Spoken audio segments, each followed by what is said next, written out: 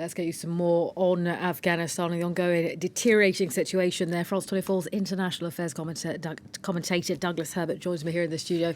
Doug, we've been hearing then the Security Council obviously talking about this ongoing crisis in the country.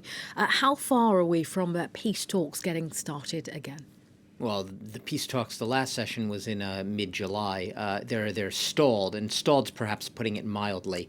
I mean, look, on paper at least, the Taliban says that they are very much keen to secure what they call a political settlement in the country. But look, the facts on the ground, the past weeks and months of a swift advance across vast swathes of the country, and essentially taking control of more than half of Afghanistan right now. The latest estimates are that about half of Afghanistan's 420 or so districts and district centers are now in Taliban hands. In the beginning, a few weeks back, we were talking about some northern rural pockets that they were taking.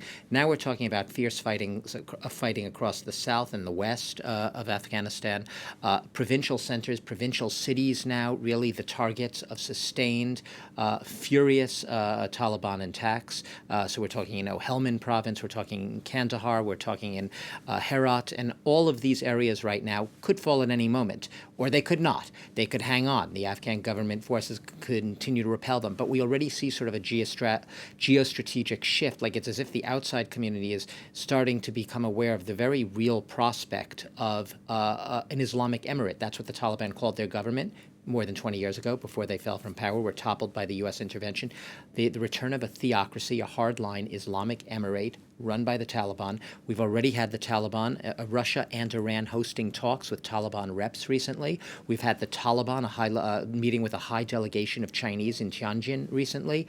It shows that other countries in the region are already almost assimilating this reality, trying to get used to it, even though it's not a hard reality on the ground yet. But the prospect of a Taliban-run Afghanistan much sooner rather than later. And of course, Doug, you made an allusion there to this increasingly bleak situation on the ground, with more and more gains being, won, if you will, by the Taliban. Yeah, and here's the thing.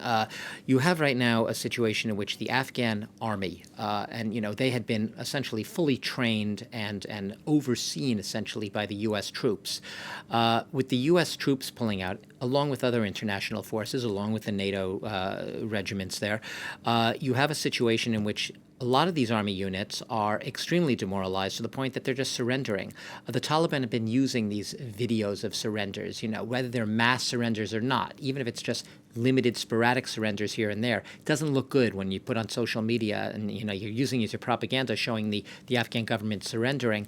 You've had reports also of Afghan army units just fleeing across the border to get away from the Taliban. Without the U.S., right now they still have the backup from the airstrikes. How long are those going to last? We have no idea. But essentially the U.S. is going. They're out. Afghan army left to fend for themselves. The president of the country himself, Ghani, has basically pointed the finger at the U.S. and saying the reason we're seeing this rapidly deteriorating situation security-wise is because of the abrupt U.S. pullout. So they really have nothing left to keep things alive. Could they hold off the Taliban? Sure they could. Could there be some tremendous advance in the next few weeks, unexpected something, a turn of fate for the government that allows them to regain some control and bring the Taliban back to the negotiating table, the peace talks? That's perhaps the hope. The peace talks right now look a bit like a charade, like a farce, and the hope is that at least if you keep them alive, even if they look like they're on the verge of collapse, there could be a channel to talk again if things were to turn around in the next few weeks. All right.